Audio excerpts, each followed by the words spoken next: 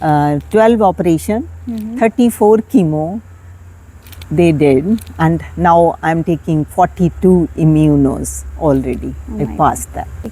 तो कैसे आपने होप और पॉजिटिविटी बनाए रखी? देखो, कैंसर का नाम ही एक ऐसा है जब लोग सुनते ही थोड़ा घबरा जाते हैं। कौन सा मोमेंट था जब आपने डिसाइड किया कि you will be warrior, not just a patient? Actually first time जब मुझे कैंसर हुआ, दैट वाज 15 एंड में।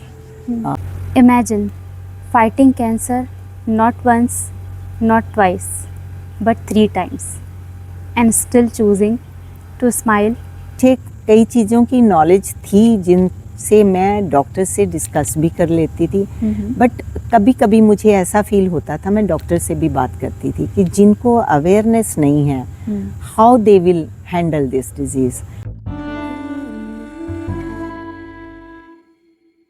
Fighting cancer not once, not twice, but 3 times and still choosing to smile, teach, inspire other every single day. आज हम viewers में मिलने वाले हैं मधु शर्मा जी से, a women whose life defines resilience, wisdom and hope. Madhu ji is a educationist, a biochemistry teacher, a yoga trainer and a wellness advocate who has touched countless lives through her knowledge and spirit. DAV school की vice principal रह चुकी मधु जी ने retirement के बाद अपनी life का नया chapter लिखा, योग, हेल्दी लिविंग और माइंडफुल लाइफस्टाइल के थ्रू। तो चलिए सुनते हैं उनकी कहानी, a story of strength, positivity and the power to start again, no matter what life brings. Madhu ji, I am so happy to have you here in Mayverse today. Thank you. So your journey is full of hope, healing and inspiration. तो चलिए शुरू करते हैं वहाँ से जहाँ से सब कुछ स्टार्ट हुआ, your education journey. I finalized my education in 78. After that I got married. तो उसके बाद थोड़ी देर के लिए ब्रेक लगा मेरी लाइफ में, क्योंकि आप समझ सकते हो कि मैरिज के बाद एक आपको एम थोड़ा सा लगता है कि चेंज हो रहा है, तो बस वो ही ब्रेक लगा। उसके बाद I started after my kids, तो जो वो जर्नी शुरू हुई आज तक वो चल ही रही है। आपने एक long and accomplished career education field में बिताया है। हाँ जी। तो ये जर्नी कैसे स्टार्ट हुई और विद टाइम ये कैसे इवॉल्व हुआ? एक्चुअली मैं जब बहुत छोटी थी, वी आर 6 सिस्टर्स, तो मैं और मेरे से जो छोटी सिस्टर है, हम बचपन में जैसे खेल खेलते थे, खेलते खेलते एक दिन अचानक हम आपस में बात कर रहे थे, तुम क्या बनोगी और मैं क्या बनूंगी। तो शी साइड कि मैं तो बुढ़ों के लिए कुछ करूँगी, ओल्ड सीनियर सिटीजन के लिए। तो मैंने कहा अच्छा तुम ओल्ड सीनियर सिटीजन के लिए करना, तो मैं बच्चों के लिए कर लूँगी। तो but at that stage we were not aware कि हमने क्या करना है, बस जस्ट एक किडिश रिप्लाई था, बट वो कब हमारी लाइफ में वो एम बना वो हमें भी खुद समझ नहीं आया। तो कंप्लीट करने के बाद आपने एज अ टीचर स्टार्ट किया एंड फिर धीरे धीरे आप वाइस प्रिंसिपल तक पहुँचे, या कैसा रहा? नहीं, मेरा कोई टीचिंग में नहीं था। Previously I joined bank, State Bank of India, then insurance, but when I saw stagnation according to my age, then I shifted to teaching. जो मैंने बचपन में एक सपना देखा था कि मैं अपना सारा कुछ डिवोट करूँगी बच्चों के लिए, तो बस उस एम को पूरा करने के लिए then I shifted in school. तो बहुत डिवोशन से किया वो जॉब भी, आज तक बच्चे जो भी हैं याद करते हैं। आपका बैकग्राउंड बायोकेमिस्ट्री रहा और अब आज के टाइम में आप योग और हेल्दी लिविंग से जुड़ चुकी है। ये जो कॉम्बिनेशन है ये बड़ा इंटरेस्टिंग है। तो जब मैंने स्कूल जॉब ज्वाइन किया, in my parental side and in laws में कोई भी, none of them was in job. तो करा जब मैंने ज्वाइन, तो लोगों ने कहना शुरू किया कि बड़ी स्टैग्नेशन होगी इस जॉब में, बच्चों के बाद आ जाएंगे। देन आई रिप्लाइड कि करना चाहो तो इस फील्ड में भी बहुत कुछ कर सकते हो, क्योंकि मैं बचपन से ही मुझे मल्टी टास्क करने का एक शौक था। अच्छा। तो when I joined this job, और मुझे स्कूल में जैसे बायोकेमिस्ट्री पढ़ाने के लिए उन्होंने कहा, but during my teaching profession I taught near about each subject, even Sanskrit, Hindi, maths. तो उसमें मुझे लगा कि सिर्फ मैं इसमें नहीं बन सकती। तो I talk to my principal, previous जो मेरी प्रिंसिपल थी, तो उनसे मैंने बोला कि I will teach something else without my subject, except my subject. तो उन्होंने मुझे एक क्लब दे दिया, कुकिंग क्लब। अच्छा। हाँ, तो उसमें ये था कि मैं बायो से रिलेट करके बच्चों को न्यूट्रिशियस डाइट के लिए बताती भी थी और बनवाती भी थी। तो मेरा धीरे धीरे इंटरेस्ट बायो सब्जेक्ट से थोड़ा डाइवर्ट होता चला गया। ये मुझे ये कहना चाहिए, God has given me the ways. अपने आप जो निकलते रहे वो मैं चलती रही, तो उसी से मेरा ये गेटअप हुआ, निकला जो भी, तो चल पड़े। अच्छा, तो बायोकेमिस्ट्री के बैकग्राउंड से योग और वेलनेस के अप्रोच में कैसे इन्फ्लुएंस हुए आप?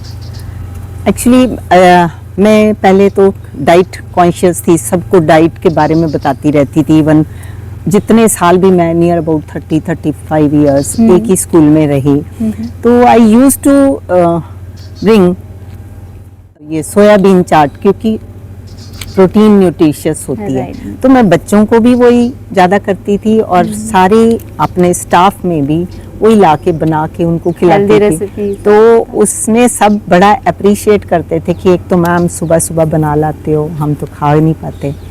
तो उससे मुझे लगा कि इनको मैं बायो जो सब्जेक्ट भी था मेरा, उसमें भी हमारे सिस्टम्स के बारे में बताया जाता है कि digestive system, respiratory system.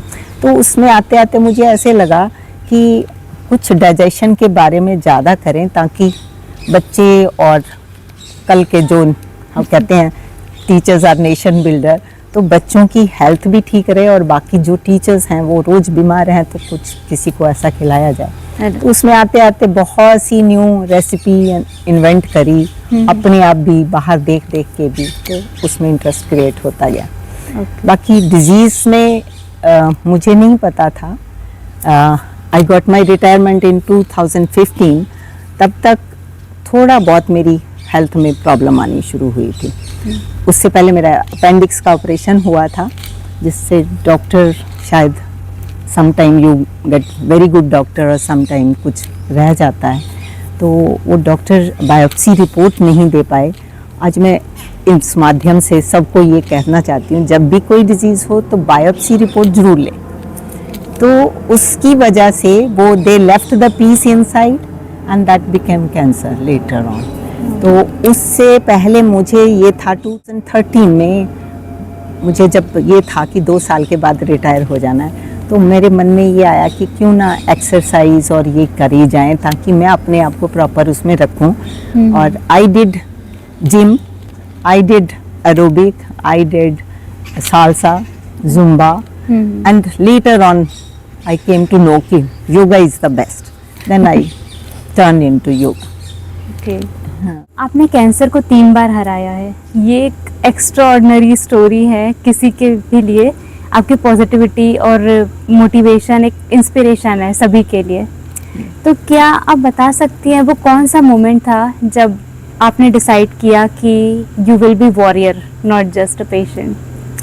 Actually first time जब मुझे कैंसर हुआ, दैट वाज 2015 एंड में, नियर अबाउट दिसंबर में द डॉक्टर्स टोल्ड मी कि आपको कैंसर है। तो एक्चुअली फॉर अपेंडिक्स, जिन्होंने पहले किया था अपेंडिक्स की सर्जरी, उन्होंने दोबारा अपने वहाँ बुलाया, और जब दोबारा उन्होंने की open surgery, then they came to know कि इट्स कैंसर। तो दे जो चीज़ नहीं करनी चाहिए थी उन्होंने उसको क्लोज किया और उन्होंने बोला कि यहाँ से ले जाइए। Then my son took me in the Medanta, और मेदांता में डॉक्टर्स ने बोला कि इट्स 4th स्टेज कैंसर और she will survive only for 1 week. All of sudden जब आपको ऐसी न्यूज़ मिलती है तो no doubt for the 2 minutes आप शॉक्ड भी होते हो और आपको लगता है कि बस लाइफ का एंड हो गया, अभी तो मुझे बहुत कुछ करना था। तो दैट वाज माय थॉट।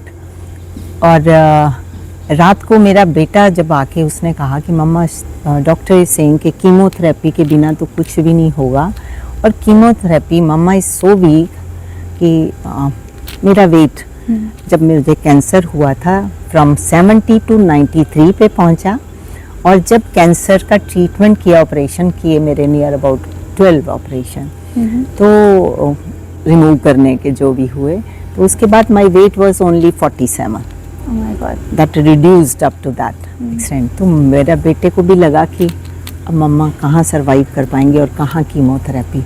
तो ही केम विद द डॉक्टर जो रिसर्च में है, doctor Batra.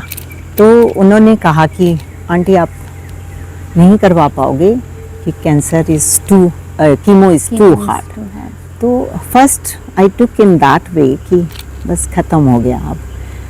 And all of sudden my God is always with me, that is my faith. कि मैं बचपन से भगवान शिव की पुजारिन हूँ और माता जी वैष्णो देवी की। तो मैंने हाथ जोड़ के just I talk to them कि ऐसी कौन सी गलती हो गई कि मेरा बस लाइफ ख़त्म। आज अभी तो मैंने बच्चों के लिए कुछ किया, I want to do something else in my life, तो थोड़ा सा टाइम तो दे दीजिए। तो all of sudden when I was lying on my bed, तो जैसे मुझे भगवान ने कोई एक मुझे इशारा किया या मुझे पीछे से आवाज़ ऐसे लगी कि go ahead, you can do. तो बस वो टाइम था। ऑल ऑफ सडन रात के 12 बजे आई कॉल्ड माई सन कि बेटा आओ और I will go for chemo.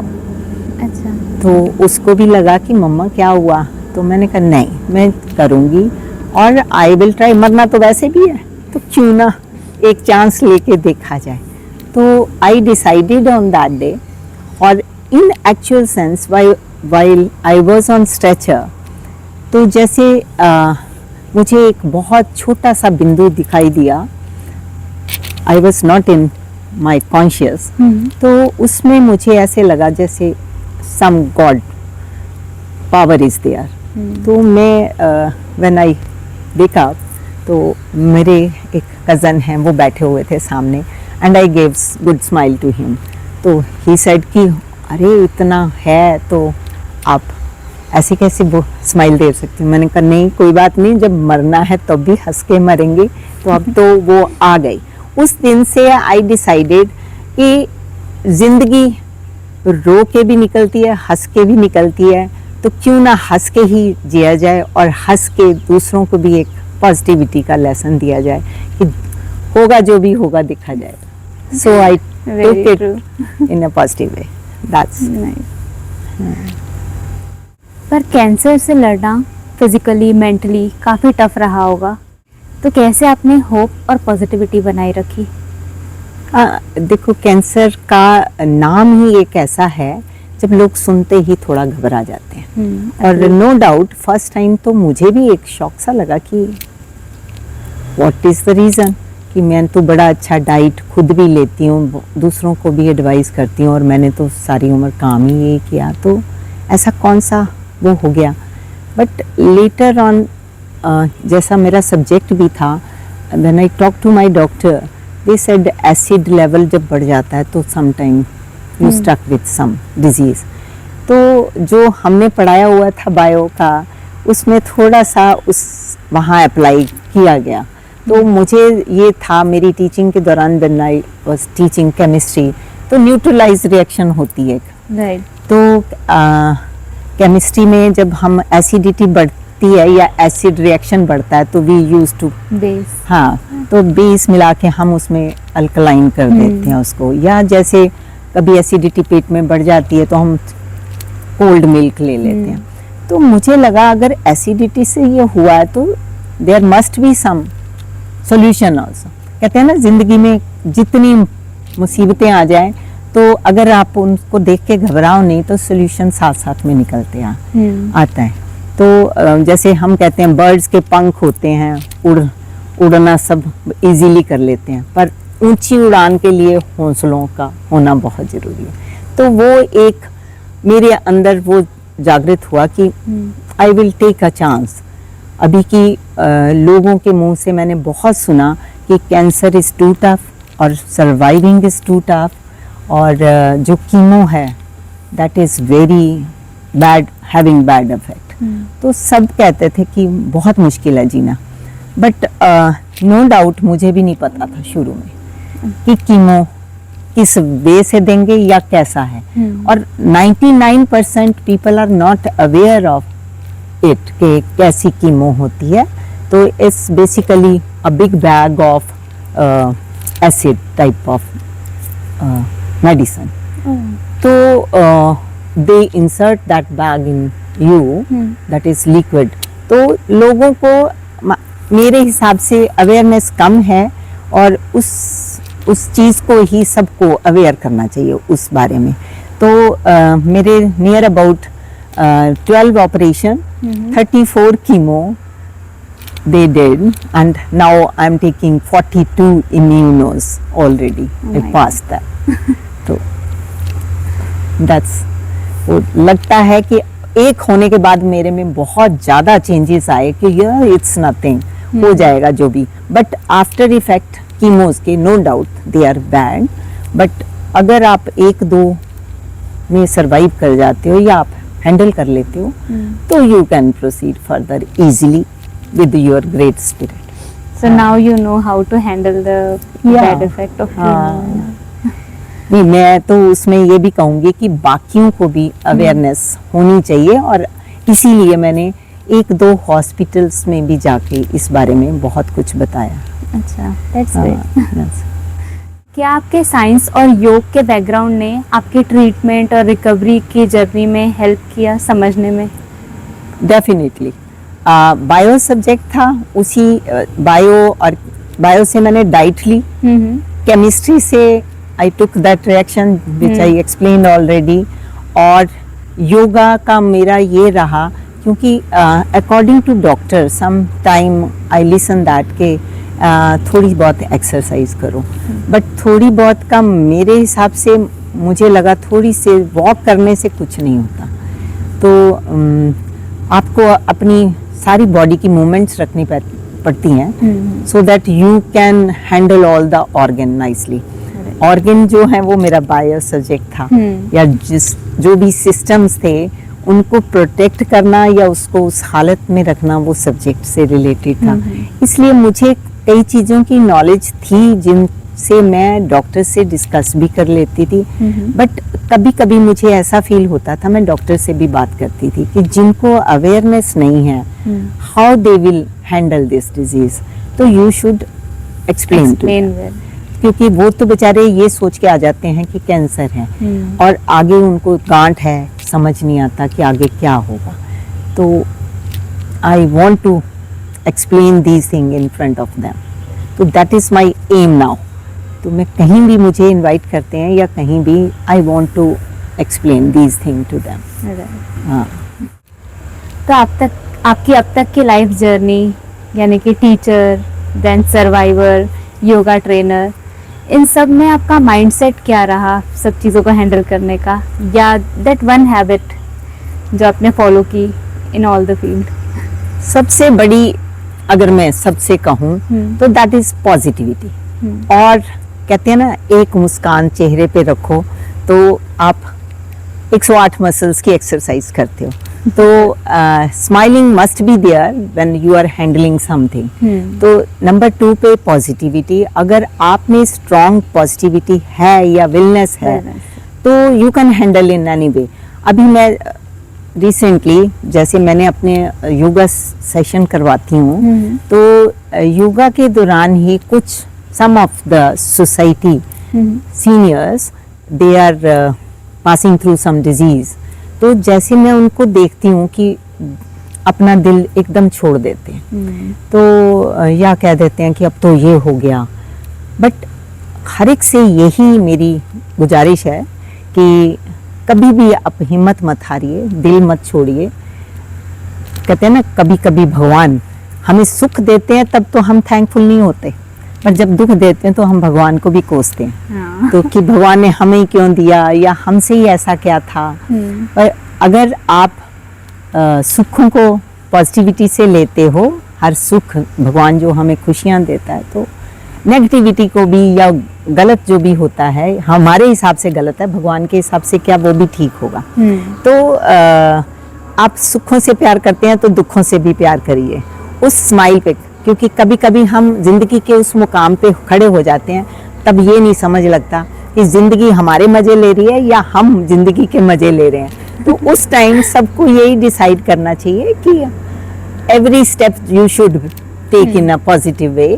हम मेरा तो एक अपना जो स्टेटस में मैंने यही डाल रखा है, जिंदगी जिंदा दिली का नाम है, मुर्दे क्या खाक जिया करते हैं। तो इसलिए पहले मुर्दा, रोज मरने से एक दिन मरना अच्छा है, तो जियो खूब। योग अब आपके लाइफ का इंटीग्रल पार्ट बन गया है। आप पिछले 7 साल से लोगों को फ्री में योगा सिखा रहे हैं, तो आप उन लोगों के लिए क्या मैसेज देना चाहेंगे जिन्होंने अभी मतलब रिसेंटली योगा स्टार्ट किया है या योग में नए नए हैं? तो वो क्या डेली की बेसिक हैबिट्स रख सकते हैं या बेसिक योगा कर सकते हैं जिससे फिर वो आगे बढ़ सके? सबसे पहले मेरा सबके लिए ये एक है मैसेज कि योगा दे शुड स्टार्ट अर्लियर, पहली बात तो, ताकि डिजीज से वो अगर कुछ आती भी है आजकल, क्योंकि जो लेटेस्ट ट्रेंड चल रहा है, सबका मल्टीनेशनल कंपनी है, they are using maximum laptop and sitting job हो गया, तो उसमें 99% लोगों को शोल्डर का हो रहा है, या लेग्स में प्रॉब्लम आ रही हैं, या फिर नेक, सर्वाइकल, स्पॉन्डिलाइटिस, जो भी हैं, ये सारी डिजीज आ रही हैं। तो मुझे लगता है कि at the age after 30 you should join that yoga, और करना चाहिए, क्योंकि योगा मीन्स एक तो union of all body, soul and mind. तो जब आपकी तीनों आपके कंट्रोल में आ जाते हैं तो you can improve your health. तो उसके लिए मुझे ये, मैं क्योंकि I am seeing in my sessions कि 28 साल की लड़की है, रात में भी एक मेरे पास आई थी, she was having very bad shoulder pain and spondylitis. तो मैंने उसको यही बोला, बेटा मूवमेंट करो पहले, सबसे पहले जो भी कोई स्टार्ट करे विद पॉजिटिविटी और positive attitude, they should start micro exercise. तो micro means you are starting your basic part, right, moving, तो बेसिक स्ट्रेचिंग एंड ऑल। हाँ, बेसिक स्ट्रेचिंग भी उसके बाद आती है। फर्स्ट तो मूवमेंट, सिंपल मूवमेंट, क्योंकि बहुत सारे लैपटॉप पे भी जब काम करते हैं, only this movement is there, no armpit movement, arms exercise, elbow, then ankle. These movement are totally restricted. Right. तो उसमें वो सब, और आपका जो posture है, if you want to be young at the age just like me, I'm going to be 70, तो ऐसा होना चाहिए कि ये 3 पार्ट से बुढ़ापा आता है। One is shoulder, one is under the knee, and third is ankle. जब ये तीनों पार्ट का कुछ चेंज आता है तो you are going toward the older size. तो सबके लिए यही है कि अर्लियर आफ्टर 35 और 40 तक आपको स्टार्ट कर देना चाहिए। कुछ लोग सोचते हैं about yoga, it's too late to start, और because they are already ill by some disease और may be they are not able to start, तो उनके लिए आपका क्या मैसेज है?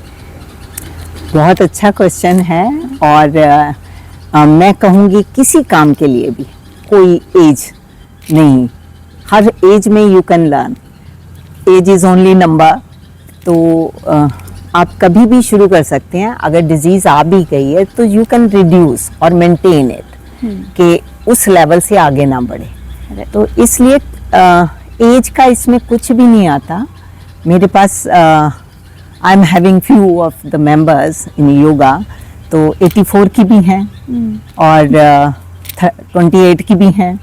तो मैं उनको सिर्फ ये प्रोवोक करती हूँ, उनको इनकरेज करती हूँ कि थोड़ी सी मूवमेंट करो सही। और उसमें 2-3 पेशेंट भी हैं जिनको स्ट्रोक हुआ है, जिनको हार्ट की डिजीज़ है, बीपी हाई है, तो they are maintaining that level.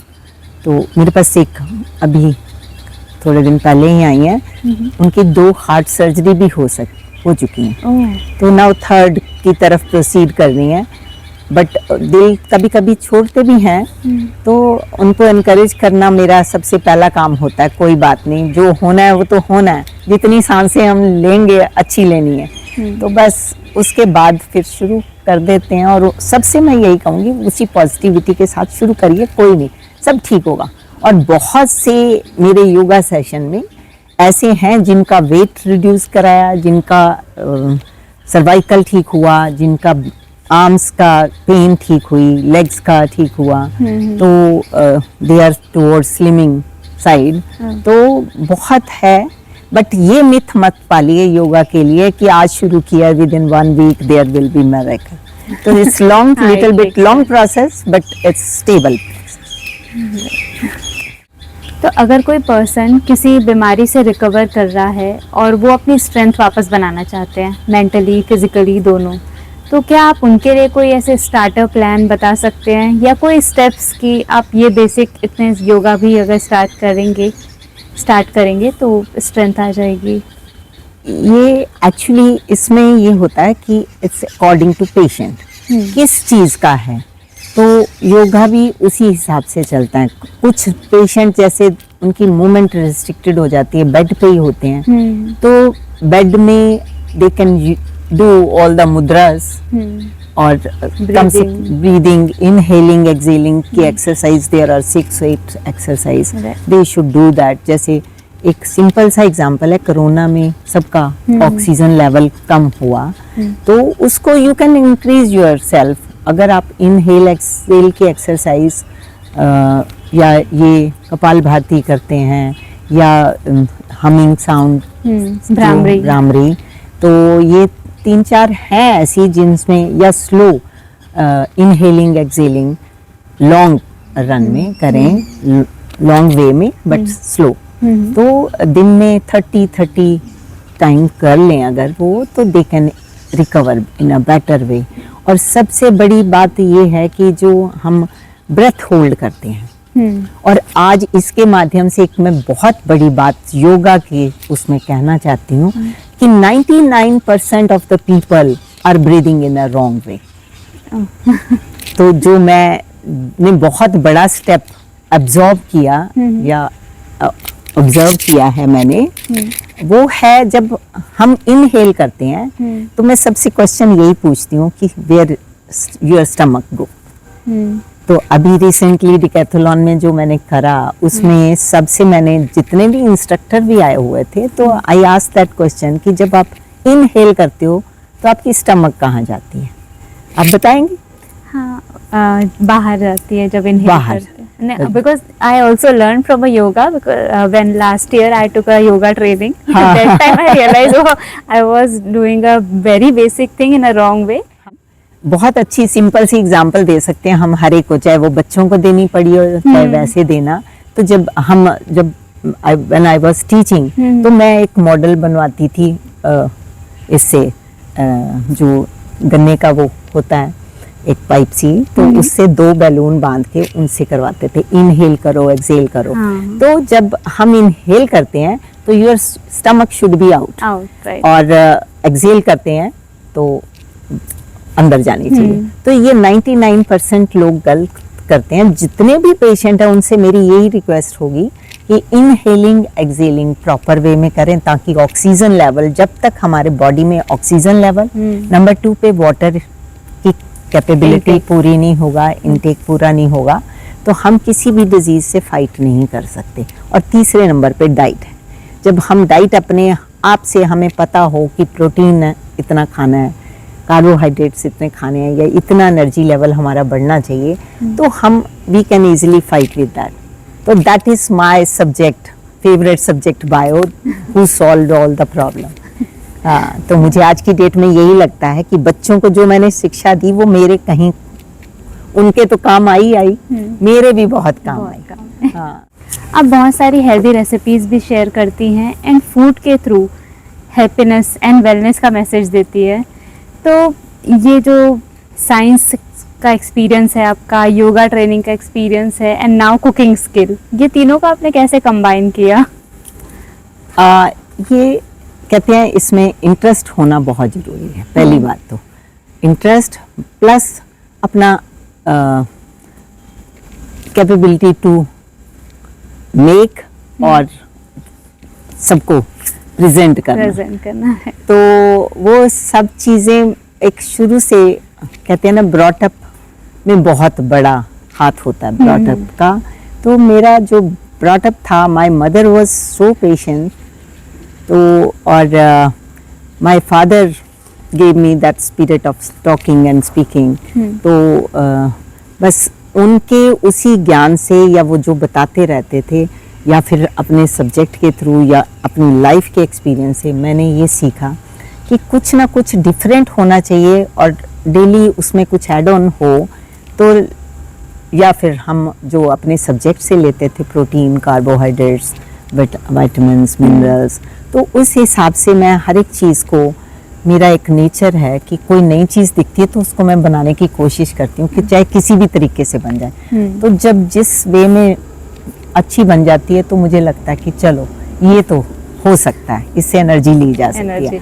अभी रिसेंटली मैंने एवोकाडोस, क्योंकि इंडिया में पहले कॉमन नहीं था, तो बाहर तो मैक्सिकन फूड है ये, उसी की रेसिपी डाली, क्योंकि खासकर ये हार्ट पेशेंट के लिए, किडनी पेशेंट के लिए और मेरे जैसे कैंसर फाइटर्स के लिए बहुत ज़रूरी है।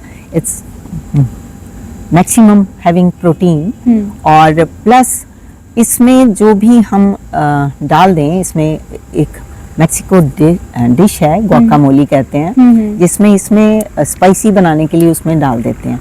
Otherwise you can add avocado in your smoothies. तो स्मूदी भी लोग इंडिया में तो कम पीते हैं, बट आजकल फिर भी चल पड़ा ट्रेंड। जो मिल्क जिनको नहीं सूट करता, दे कैन हैव स्मूदी। तो कर्ड में एक कप में सारे फ्रूट्स, नट्स डाल के उनको मैश करो और अच्छे से उनको ड्रिंक करो। तो फ्रूट और salad maximum should be in that.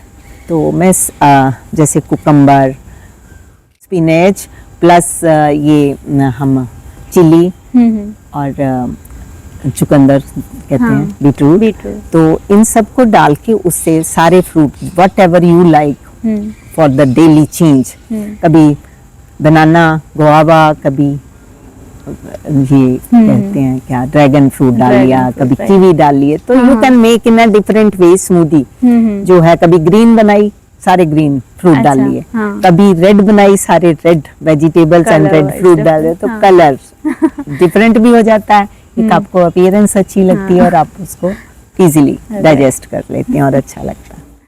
तो आपकी रेसिपीज हमेशा न्यूट्रिशियस और टेस्टी होती है, तो क्या आप एक रेसिपी शेयर कर सकती है जो आपकी पसंदीदा हो या आपको बहुत अच्छा लगा हो जैसे बना के, कि ये कुछ बहुत अच्छा बन गया? ये रेफर कर सकती हूँ सबको, इवन बच्चों से लेके बूढ़े तक, और वेरी न्यूट्रिशियस। जो सोयाबीन का दाल होता है उसको रात में भिगोए, क्योंकि अगर हम सीधे रूप से उसको खाते हैं तो वो थोड़ा सा बिटर टेस्ट देता मॉर्निंग में। उसको रात को भिगो के सुबह बॉईल करके the grains should take out. तो उसमें जितने फ्रूट्स, जितने सैलेड का है, जो भी आपको पसंद है, tofu, paneer, veg, non veg, जो भी आप डालना चाहते हैं वो सब कुछ डाल के, और सॉल्ट, पेपर, हरी मिर्च डाल दीजिए, प्याज, हाँ जस्ट लाइक भेल, और उसमें आप नट्स जितने डालना चाहें। It's very nutritious, it's very energy giving. और तीसरे नंबर पे जो भी कोई पेशेंट है वो डाइजेस्ट इजीली कर सकते हैं। अगर उनको लगता है कि ये हम नहीं खा पाते, तो कम से कम उनके अंदर फ्रूट, वेजिटेबल्स तो जा रही हैं। तो that is very nutritious for everyone. I will also try that recipe. Definitely. Madhu ji, आपकी पूरी जर्नी ग्रोथ, पॉजिटिविटी और होप की स्टोरी रही है। तो अब मैं जानना चाहती हूँ फ्यूचर के बारे में, कि आपका जो भी नॉलेज है, एक्सपीरियंस है, इसको आप किस प्रकार से यूज़ करना चाहते हैं, स्पेशली फॉर द सर्वाइवर्स, कि आप उनको कैसे इंस्पायर कर सकते हैं? कैंसर सर्वाइवल के लिए सबसे पहला तो मेरा ये होगा कि बी पॉजिटिव। कभी भी ये सुन के मत घबराइए कि कैंसर है तो हाँ इससे डेथ होगी, क्योंकि डेथ तो हमारी एक दिन है ही, लिखा हुआ है। अब जब हम जिंदगी में आए हैं, एक जिंदगी भगवान ने दी है तो लेगा भी वो। तो इसमें अपने आप को पॉजिटिव रखिए। दूसरा, कभी भी अपने हौसले को छोड़िए मत, बुलंदी में रखिए पॉजिटिविटी के साथ। और तीसरा सबसे बड़ा है, कहते हैं कि हंस के जीना दस्तूर है जिंदगी का। तो मशहूर हो जाओ इस तरह कि जिंदगी सबके लिए एक मिसाल बन जाए। तो मशहूर होने का ये नहीं मतलब कि आप किसी तरह, मैं अपने आप को रखती हूँ, मेरा मन है कि इसकी अवेयरनेस मैं स्प्रेड करूँ। जहाँ भी मुझे कोई इनवाइट करता है मैं उसमें दौड़ के जाती हूँ कि सबको अवेयरनेस दूँ और जो भी करूँ। और I want to join each and every जो कैंसर से ट्रीटमेंट से या किसी और से रिकवरी मोड के जो इंस्टीट्यूशन है, अगर वो मुझे बुलाते हैं तो मैं ज़रूर अवेयरनेस पैदा करने के लिए उनके साथ मिल के इसके बारे में करना चाहूँगी, योगा के थ्रू, डाइट के थ्रू और वैसे विद पॉजिटिविटी। तो ज़िंदगी बस हंस के जियो, अपने साथ सबको जोड़िए, ताकि ये एक कहते हैं ना वो वॉक बन जाए हमारी, कैंसर वॉक, कैंसर सर्वाइवल की वॉक हो जाए। तो ताकि हर किसी को लगे, मर तो हम किसी भी डिजीज से सकते हैं, सिंपल फीवर से भी मर सकते हैं, या सिंपल लीवर सिरोसिस हो जाता है, हार्ट अटैक हो जाता है। तो मरना तो एक पार्ट है लाइफ का। तो जब तक जिए, किसी के लिए जिए, सबको जोड़ते चलें। That's, thank you. Very nice. जो लोग हेल्थ स्ट्रगल कर रहे हैं या किसी इलनेस से सरवाइव कर रहे हैं, पर्सनल स्ट्रगल फेस कर रहे हैं, उनके लिए आपका एक मैसेज? जितना भी मैंने आपसे अभी बात करी उसमें मेरा एक ही प्लस पॉइंट रहा कि पॉजिटिविटी एंड लाफ।